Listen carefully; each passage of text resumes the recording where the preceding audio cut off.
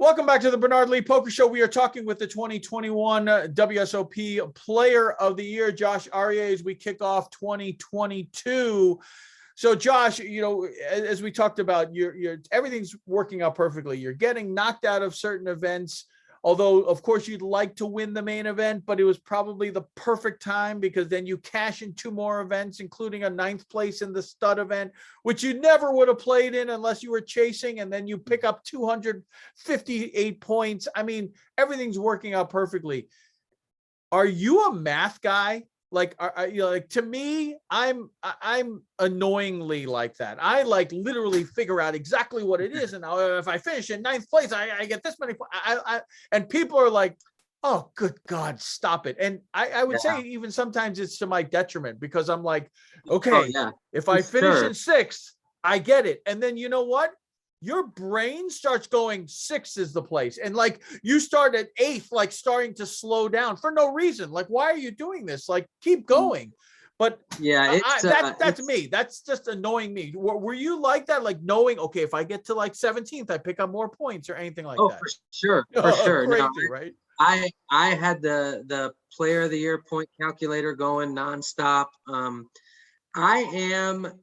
It's almost as it's like a curse with numbers. Like there's something about numbers that I see numbers and I see patterns, and it's not like Rain Man-ish, but it's I know weird. Yeah, you and I are very similar in that respect. I know exactly what you're talking about. Yeah. I remember phone numbers from 30 years ago. Yeah. Like if you showed me a pattern of 10 numbers in, like, I'd look at it for 2 seconds and then I could tell you the pattern. And I'm just always doing stuff with numbers.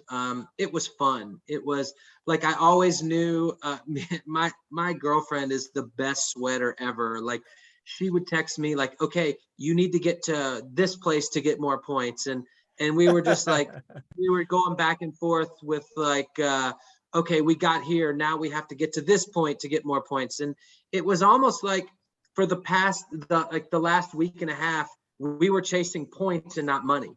And it was a lot of fun. There was one crazy thing that I did in the Super Turbo, which was like the second to last tournament that I played. So all this talk started to go about how the Player of the Year point system is screwed up. Phil Hellmuth had 7 final tables and he's not winning, and Phil Hellmuth is having this amazing World Series. Well, I had 6 final tables, and then what would have been my 7th final table was my 10th place finish in the we had gone to the one unofficial final table, and I was like 8th in chips, and one guy had like 2 blinds, and literally 1 minute before I dust my chips off with King 4 offsuit, I tell myself, okay, you have to get 9th place to shut all these Phil Hellmuth talks up, because Phil Hellmuth just broke the record with 7 final tables. This will be my 7th final table, and I can shut all that up. All I have to do is beat one guy. Well, the next thing you know, literally less than a minute later of me thinking this, and I need 40, like the difference in 10th place points and 9th place points is 47. So I can sit in my seat and get 47 more points within 6 hands because the guy had 1.5 big blinds. And next thing you know, the button raises and I look down at the King 4 offsuit and I shove for a mount that he can't fold for. It was like, I had like 800,000. The big blind's 120,000. He makes it 240 and I shove with King 4. And the minute, it's like I blacked out or something. I don't know what, because literally my whole thought process within, and it's not something that I forgot. It was within like 1 minute prior, get 47 more points, get final table number 7 to shut Phil up. And I don't know, I blacked out and I got knocked out 10th.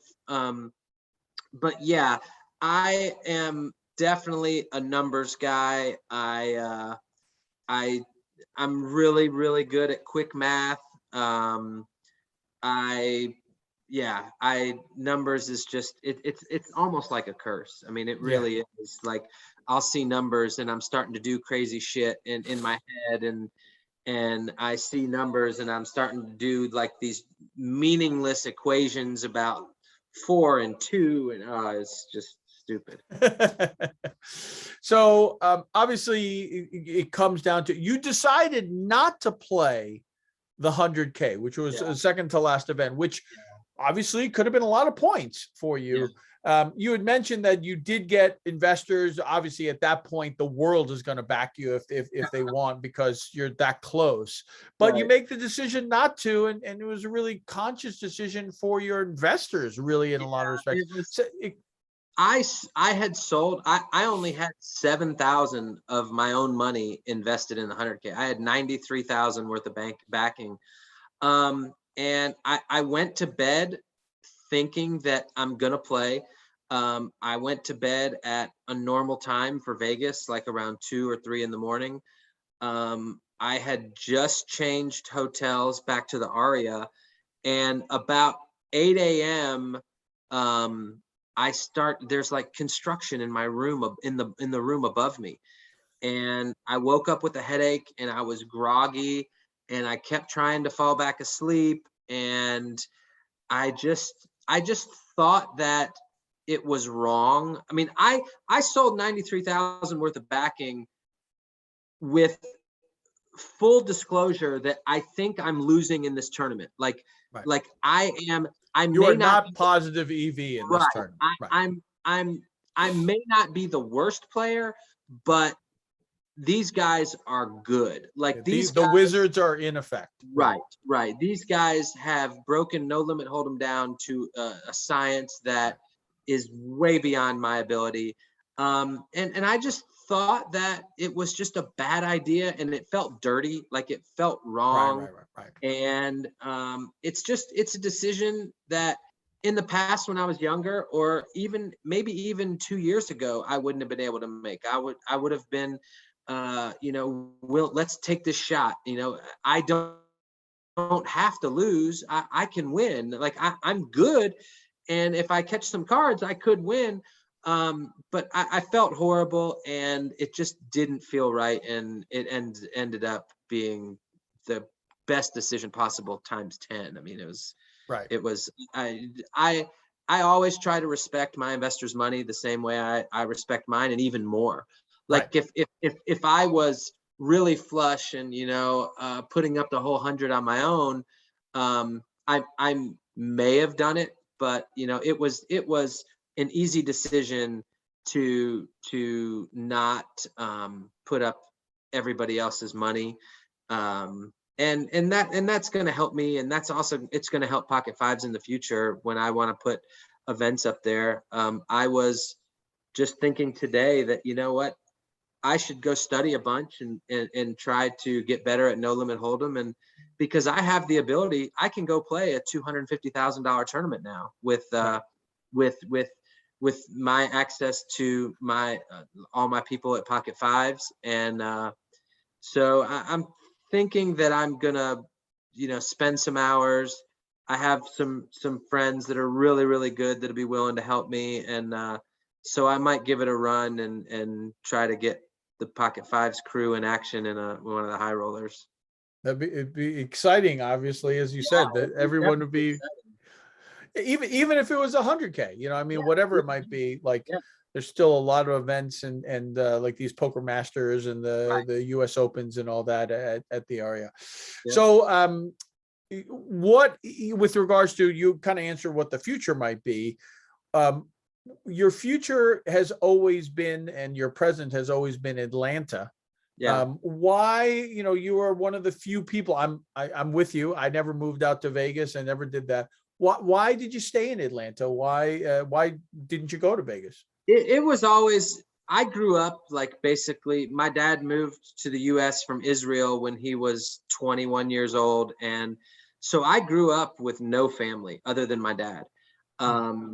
So I wanted my kids to have family around them, and so it was always important to stay in Atlanta, so my kids could have their cousins and aunts and uncles around them.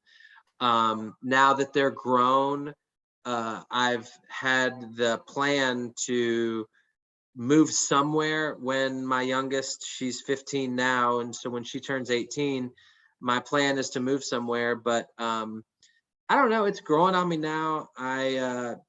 Pocket Fives is based in Atlanta, so I could stay here. I'm never gonna play poker every day, so a poker destination isn't the answer for me.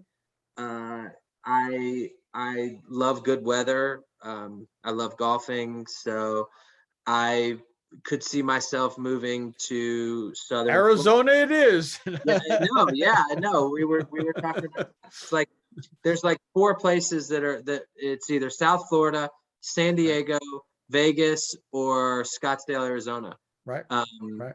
I don't know. I mean, if you had to ask me today, if Pocket Fives works out and it ends up being a long-term thing, I can see myself staying in Alpharetta forever. Awesome. Awesome. Yeah. Well, and I assume the weather is perfect for golf, like you said, most of the year around. So it Yeah, works out well. there's only about maybe 3 months where golf is miserable. I mean, there's been times that, when I'm really got the golf bug, that we're riding around with cart covers and heaters and hand warmers. Those days are long gone for me. I don't do that anymore. And what is that in like the 50s? No, that's the low 40s. And okay, fair enough. That's like here. 30s. That's up here in New England. When last winter, we were very fortunate. We only had about 2 weeks where it was really bad. Yeah. But we play if it's in the low 40s, we'll play. As long as there's no wind. As long as there's no exactly. And if it's sunny, right? If the sun's out, it's not bad. No, not bad at all. We teed off last Sunday. It was 30 something when we teed off, but by the 3rd hole, it was low mid 40s and sunny. And I was taking off my jacket and I only had a vest on. So yeah. I love, I mean, as I've said a million times, I'm just like a competitor at heart, and the golfing is a great way to, let those competitive juices flow. Talk about, I read about this, what a cool experience. You're good friends with John Schmaltz, who is a former Braves pitcher, and is known to be an excellent golfer. He's tried to qualify for the U.S. Senior Open a few times. You caddied for him in 2010, right? Yeah, I've caddied for him in a couple different U.S. Open qualifiers. We're members at the same club. Whenever he's not working, we're always playing and just going at each other's throat. We'll both jump in our own cart and we'll play 54. We've played 72 holes many a times in a day. I love it. I love it. It's just we're going at it and battling, and he is by far the most competitive person that I've ever come across. It's a lot of fun, but like afterwards we'll go at it super hard and just trying to knock each other's heads off. But like the minute we're done, it's just, we're really, we're good buddies, and he's just a great person. And I mean, he's just a great human in himself. He's got his shit together. He really gets life. And that's nice. Yeah. Nice. He's awesome. Been a big asset to me growing as a person. Last poker question. You are probably one of the best Omaha players out there. No Limit Hold'em as well. But to play the Poker Players Championship, you got to know all the games. So it's not like you are just an Omaha specialist, etc. But of all those games, I'm going to assume Omaha is one of your best, if not the best. But what do you feel like is your considered when it comes around that you're like, ugh, I hate this. Raz. But that was a snap call right there. Raz. I really dislike Raz. I really dislike Stud 8. And I don't, and I'm really bad at deuce to 7 triple draw. Bryce loves to hear that, by the way. Yeah. Bryce is going like this right now. The more stud I play, the more I like it, because when I play with, I pay a lot of attention when I'm playing the games that I'm really bad at, and I just try to learn, because when you're playing the 50K, you're playing with the best players in the world, and if I can learn every time I play, then it's like a free lesson in a way. Right. when I'm playing. Worth the price of admission, obviously. Right. Right. And it's a real treat seeing the good stud players, really at their craft. I played a lot of hours with Scott Seaver this year, and it's unbelievable how good of a stud player this guy is. It's the stuff that he does. There's a few things that I picked up and that really make sense. One of the things that I've thought of in a game theory standpoint wrong my whole life is like, when you're playing stud 8, and like say an ace raises, well, it's not so bad to re-raise that guy if you're going to play the hand, because even if the guy's hand is better, your chance of winning the pot head up is a whole lot better than it is in a 3-way pot. So I saw Scott do some cool things that I've never done before and never thought to do. And I mean, it was a treat. But yeah, I'm as I'm getting older, I'm really liking 7-card stud high. I'm really bad at it, but I'm learning. And I pay attention in those games that I'm bad at. I make a point to pay attention and try to learn from the guys that are really good at it. Yeah. It's funny because like you either are, if a lot of players, I've talked about this, a lot of players, because they like playing or they have played a lot of 7 stud high low, that's the game they know, and they don't feel very comfortable in 7 stud. Yeah. Whereas I would say for myself, when I was playing in the 90s, I played 7 stud. When Fox was first opened up, that's where I went, 5, 10, 10, 20, 7 stud. My buddy and I would drive down and he would play this weird game. I didn't get it. Community cards. It was called No Limit. It was called Hold'em. Like, I didn't know what's Hold'em, yeah. But I would play stud. And so when I actually asked Chad, the late Chad Brown, when he came to ESPN to do a show for us, I said, hey, Chad, my dream is to win a bracelet. I really feel like if you're going to do it, you're going to do it in a mixed game. Of all the mixed games you play, what's the game you feel like people play the worst? And didn't even hesitate. He's like, 7-card stud high low.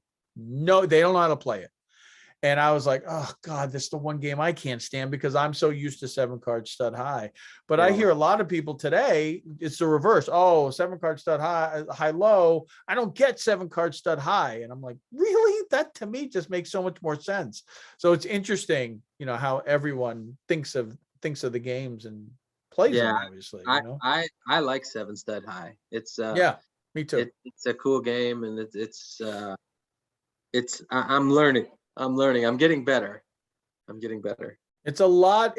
There's a lot of community cards up, but there's a lot of ways you can hide your hands that make it very interesting and play your hands that are hidden, but also play your hands as if you have them and play it accordingly. And, that's what I find so interesting about the game, because it's a lot more information, but there's also, more weird combinations. That's what I love about it. I really love it. So, hey, Josh, thank you so much for being with us to kick off 2022. Really great way to start the first 2 weeks, and congratulations. You may not have been the favorite or even in the conversation, but in the end, you're going to have a banner that your kids can come to I was about to say the Rio, not the Rio, but they can now come to Bally's in Paris next year, look up and say, that's my dad. Yeah. That's going to be cool. It's pretty cool. I just think about that. I think I'm going to make sure that both the girls come out this year to see it. you're going to have to get the picture. And what I mean by that is eventually you're going to be playing one day and it's going to be in the background. Right. Like, so you'll be at a table nearby and it'll be right there. I haven't thought of that. Huck Seed and I were playing. I forgot what game. It was probably Deuce to 7 because that was where we were there. I don't play many mixed games. And so it's probably Deuce to 7. And like right behind him there was his picture. And I was like, Huck, hold on a second. Click. And so I did it with Joe Hashem once. I've done it with Greg Merson. Like, it's just hysterical. It eventually happens. So the minute it happens, you got to have someone take a picture. It's going to be a fun troll to be playing and like playing in a pot, and just like if somebody's in the tank and just like remind them, hey man, look right go like there. that. Yeah, they go. Yeah, you see that? That's going to be a fun troll. Maybe another good one is that if Phil is sitting there and you're in the background, you can take a picture like that. There you go. That is going to be used a lot. That, oh my God. There will be a lot of there will be a lot of tweets with my banner up there next year. Well, congratulations, Josh. Like I said, what a great showing, an incredible run. I mean, really a run for the ages and a run that all of us dream about, right? You win one, you win two, all of a sudden you kind of look around and go, I guess I got to go for it. Let's go. And then you end up getting it, and what a great story. And from hoping to win another to not only winning two, but now winning Player of the Year. So congratulations, Josh. What a great run. I appreciate it, man. Thanks for having me. It was a lot of fun. Josh Arieh here, 2021 WSOP Player of the Year. Stay tuned. We've got more winners, more stories from the 2021 WSOP. And it sounds crazy, everyone, but the 2022 WSOP is only 5 months away and it's right around the corner. So I'm sure we're going to be talking about that real quick too. So thanks for everyone for listening. Have a great night. And as always, may you always go in with the best hand and may you never get unlucky. Thanks, everybody. And also, if you are liking these videos here on YouTube, please like and subscribe and also hit the notification button so you don't miss any of the interviews. Thanks, everyone.